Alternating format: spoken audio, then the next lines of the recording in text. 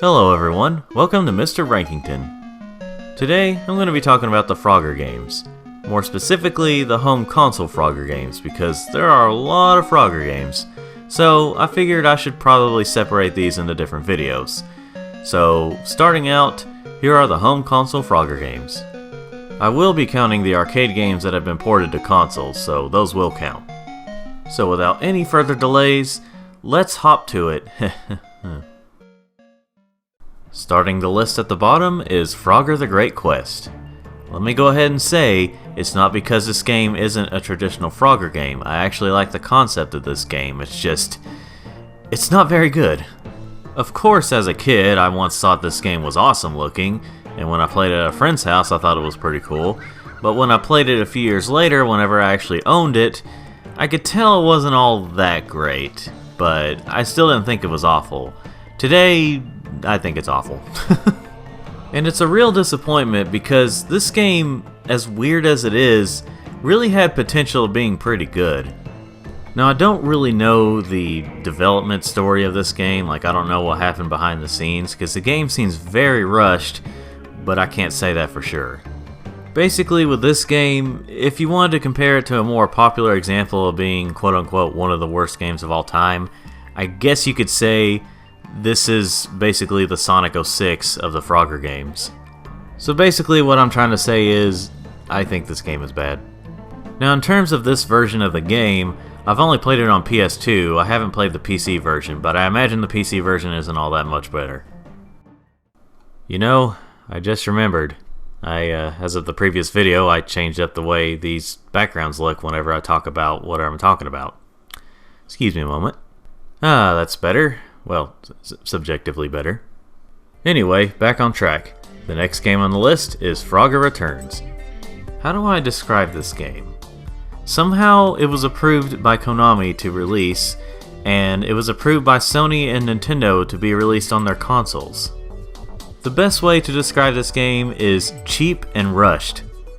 Again, I don't really know the behind-the-scenes development story of this game, but it really seems rushed, like they only spent maybe a few months on this game at most. And if you actually play the game, you can see where the cheapness comes in. I mean, looking at the graphics, hearing the sound effects, it was all slapped together, or at least seems that way. I would say the best part of this game is probably the music. While it's really nothing special compared to other Frogger games, you can definitely tell effort was put into the music. If you wanted to get technical, I do think this game is a little bit worse than Frogger the Great Quest, but the reason it's above it in this list is because it only came out at like a few bucks, like $5 or something. In terms of only paying $5 for the game, it's got enough content, but the game overall is not very good, and basically you get what you paid for in terms of a 2009 PlayStation Network / WiiWare game. And next up on the list is Frogger Hop, Skip, and Jumpin' Fun. Believe it or not, that's not even the full name.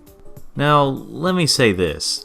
While I would rather play Frogger the Great Quest or Frogger Returns over this game isn't exactly intended for me. Like, I played this as an adult and didn't like it, but it's for little kids. I mean, heck, even the case says it's intended for ages 2 to 5, and when I first played this game, I was 25, so, you know, even when the game came out, I was already like 13, so it isn't for me. Now, with all that said, the game itself, it functions, it does what it's supposed to do, it's just very lackluster and isn't all that great. Now, I did play this with a regular PS2 controller, whereas it's intended for the Konami Kids Playground thing. It basically looks like a DDR dance pad thing, except for little kids. But anyway, overall, it's not a very good Frogger game, it's not a very good PS2 game, but in terms of being for little kids, again, it's fine. The next game on this here list is Frogger Beyond. I never really grew up with this game because at the time I didn't have a GameCube or an Xbox by the time it was released. I did eventually get a GameCube and then an Xbox, but I didn't play this game until my late teen years. Basically what I'm trying to say is I'm not nostalgic for this game. This game overall is okay, but it's way too difficult and not really in a way where it feels fair. The gameplay is kind of like your traditional Frogger games, you know, in terms of jumping on grid-based things. And it's also got some little tweaks here and there and some power-ups to change it up a bit. And the environments for the levels, those are fine. And the fact that it has a cheesy rap song as the main theme is really great. But the physics of the game and the enemy placement, the hazard placement and all that stuff, that's where I really don't like it as much. Like, eventually I even used cheats, and even then it was still way too hard. I eventually got to an infamous boss, and that's where I stopped because I tried to beat it multiple times and I couldn't do it. It was just way too unfairly difficult. So, this game is okay overall. If they had just toned down the difficulty and, you know, made it better, then I would enjoy it a little more. Now, for those of you who are interested in playing the Xbox version, it is backwards compatible on the 360. As far as I know of, there's not many problems, except the one I ran into where instead of having widescreen, it just stretches the picture. At least I think it does, and I don't think you can change it. But if you can handle that, it is playable on the 360. Now this next game actually comes really close, like just about equals the amount of my likeness for it as Frogger Beyond, and that game is Frogger 2 for Xbox 360. Well, it's an Xbox Live Arcade game, but it's a 360 arcade, you know what I mean. And fun fact, this is actually the third Frogger 2 game. This one's called Frogger 2 because it's a sequel to the other Xbox 360 Frogger game, which is just a kind of remake of the original arcade game. Anyway, if you think that Frogger Beyond is really hard like I do, this one is even more difficult. First of all, you have a timer, and the placement of the hazards and enemies and stuff is just, it's really hard. Like this is, like I would say Frogger Beyond is kind of like the Jak 2 of the Frogger games. This one is more like, this is overused, but the Dark Souls of the Frogger games. Like, I've only gotten to maybe the second or third world before I gave up because that's how hard it is. Now, you might be wondering why it's slightly above Frogger Beyond for me. Well, like Frogger the Great Quest compared to Frogger Returns, this one is, while it's harder, I do think it's a little bit more fair than what Frogger Beyond had, and it is cheaper. It came out at a cheap price, and I think it got even cheaper over time. So it's a cheaper game, so I didn't pay a whole lot for it. So while I find the game a bit too hard, I think it's worth the price overall, and it feels a little bit more challenging than unfairly difficult. Don't get me wrong, there are some unfair moments, but I find it a little bit better than Frogger Beyond. And if you're wondering, yes, this is backwards compatible on the Xbox One, and I imagine also the Xbox Series X/S, at least at this point in time. The next game on the list is the first Frogger 2, which is called Frogger 2 3 Deep. Now, because this is the first Frogger 2, obviously this is the sequel to the original Frogger game. Now, while this game has been released on a lot of systems, it was on a lot of systems back in 1984, and I don't have any of those, so the way I played this was through some kind of website where I played, I think, the Commodore 64 version, but I can't remember that for sure. Anyway, the gameplay is pretty much the same as the original Frogger. I'm not sure if there's too much of a difference, but in terms of level design and the levels themselves, they're very different. In fact, this time it has like 3 different screens you go to finish the level. Either that, or you finish different levels and they all look different in like 3 different ways. But anyway, if you want to compare it to something, this is kind of like going from Pac-Man to Miss Pac-Man, or you know, like this would be the Miss Pac-Man of the Frogger games. The game is fine overall. Like, it wouldn't be my favorite Frogger game, but it does have enough there to really make it feel different. And while I haven't really played it that much at all, I can see the appeal of it, and I think I could come back to it sometime. I just wish it would be re-released on modern consoles so I could, you know, it could be more accessible.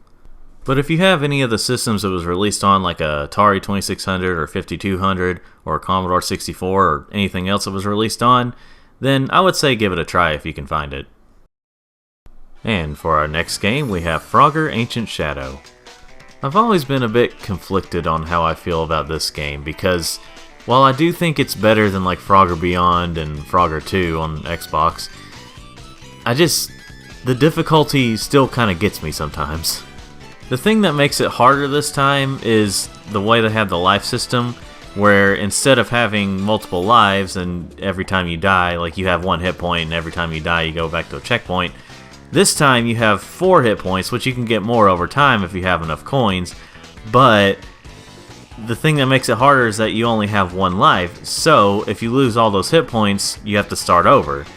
And that makes it pretty difficult, and where the enemy placements and hazards are, it makes it pretty hard. But the thing is, the difficulty does feel a little more fair than Frogger Beyond and Frogger 2 on Xbox. And, I mean, there are some unfair moments in this game, but overall it feels more fair. And there's a lot of content to work with, and there's just a lot to this game. You can wear costumes, and I enjoyed it some. I mean, even if I give up on it sometimes because it makes me mad, but I enjoy it. So while this isn't my favorite Frogger game, I do really like it, and I think it's pretty good. Now, I would go into detail about how you can, you know, use the PSP version of Frogger Helmet Chaos or the DS version, depending on which version of Ancient Shadow you have. But this is stuff you can just look up online, so that's not really needed. And the next game on the list is the very original Frogger. Now, in some ways, I find some of the previous games better than this one, but in terms of just picking up and playing it and just having a good time overall, I do think this one is above some of the others. Not my absolute favorite Frogger game, but it's pretty good. I mean, the goal of the game is pretty simple. Get across the street without getting hit and get across the water without falling in. Yes, this frog can't swim, but if you know Frogger, then that's just natural. But anyway, in this game, it's not one character named Frogger, it's multiple frogs, and it's just called Frogger. So you gotta get them across, you know, to 5 different areas, and as the game progresses, as you go to different levels, it gets harder and harder. But yeah, it's simple but fun, just like Pac-Man. So yeah, the game that started it all, it's pretty addictive. Not my favorite Frogger game, as I've said multiple times, but it's pretty good. And as of the release date of this video, or the release year anyway, this game is 40 years old. And it wasn't even 13 yet whenever I was born, so you can imagine how old that makes me feel. For the next game, it's Frogger Hyper Arcade Edition. This is a pretty fun game. It's a collection of like different modes of Frogger. Like obviously you got the traditional Frogger, and then you've got other types of things. Plus it comes with like a bunch of skins and stuff, or you know, like how the game looks whenever you're playing it, and it's pretty fun.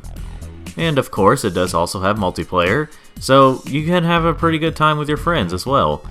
Overall, this game is pretty much worth the price. I can't remember, it's somewhere between $10 and $15, but it's definitely worth it. Now, it should be obvious that it's not my favorite Frogger game because it's not the highest on my list, but it's a pretty good one. In terms of which version I would recommend, well obviously if you don't have it by now, you can't get the Wii version considering the Wii shop is down. I mean, at least by normal means. If you can find a way to hack and get it on there that way, then sure. But it is kind of the weakest version to play it on the Wii, in terms of the consoles. And the PS3 version is good, but I don't know if this will happen to everyone, but it does crash sometimes. It has crashed on me multiple times, so your best bet would be to go with the 360 version. And the next game is Frogger's Adventures: The Rescue.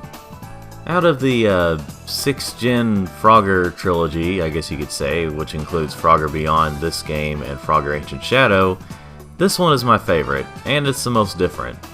This one is different because it's a lot more straightforward with its gameplay. This one takes more after the GBA Frogger games, at least the first 2. I mean, heck, even the title has Frogger's Adventures in it, which the first 2 GBA games were called Frogger's Adventures. Anyway, the game's not perfect, it has its flaws, but overall it's a really great game, it can be challenging at times, and it has really decent multiplayer. Now yes, I do have nostalgia for this game as it was one of my first PS2 games, but even taking that away, I still think it's a pretty decent game. And sorry to you Xbox players at the time, this was never released on Xbox. But then again, Frogger Beyond was never released on the PS2 here in North America. So basically, if you're in North America and you wanted this whole trilogy on one system, you can either get it on GameCube or PC. Now these next two are just about equal for me, like almost exactly equal. But if I have to separate the two, I'm going to start out with this. The next game is what a lot of us refer to as Frogger He's Back. Now if you've been on this channel for a few years and you've watched a lot of my review videos, you probably know how I feel about this game, so I won't spend too much time on this. I mean, I have 3 different review videos of just the PS1 version of this game, so you have options in case you haven't seen my review on it. Basically, I love this game. Now I will admit, a lot of this love comes from nostalgia, because I know there have been people who have played it in recent years who haven't played it before, and they don't like it, but I do think it has a lot of charm, and while it is very flawed, I still love the game overall. So I couldn't really recommend this game to just anybody, but if you're a Frogger fan and you just want to give this game a try and you see it for a cheap enough price, I'd say go for it. And finally, my favorite home console Frogger game, Frogger 2 Swampy's Revenge. Now, this is also a game that I've talked about before, but only once in terms of which version I'm talking about. And yes, I do also have nostalgia for this game, but this is the one that a lot of people refer to as the better one of the PS1 Frogger games. And of course, this is the second Frogger 2, and the reason this one is called Frogger 2 is because it's a sequel to the first PS1 Frogger game, which this time around it actually connects to that one. Kind of, if you watch the intro. Anyway, I love this game. It's really great. It's a bit on the short side, but it improves a lot of stuff from the first Frogger PS1 game, which I keep saying that because I played these on PS1, so that's what I'm referring to them as. This also came out on PC and Dreamcast. And even though it's a bit on the short side in terms of the story, there's still enough content here to keep you occupied, such as time trials and multiplayer, and if you get enough coins you can unlock different characters for that stuff. The game is definitely not perfect, but I really love it, and it's like 1% better than Frogger He's Back in my opinion, and you know I love that game, so you can imagine how I feel about this one. Now, which version is best? Well, it all depends on how you feel about graphics and frame rate, because the PS1 version, as much as I love it, is probably the weakest out of these 3 versions, but you still won't go wrong with it. If you want really good frame rate and graphics, go with either the PC, depending on your specs, or the Dreamcast version. Well, that wraps things up for this episode of Mr. Rankington. Join me sometime in the future when I talk about other Frogger games that I played. But until then, like this video if you like it, and subscribe if you want to see more of these or any other types of videos I make, and thanks for watching.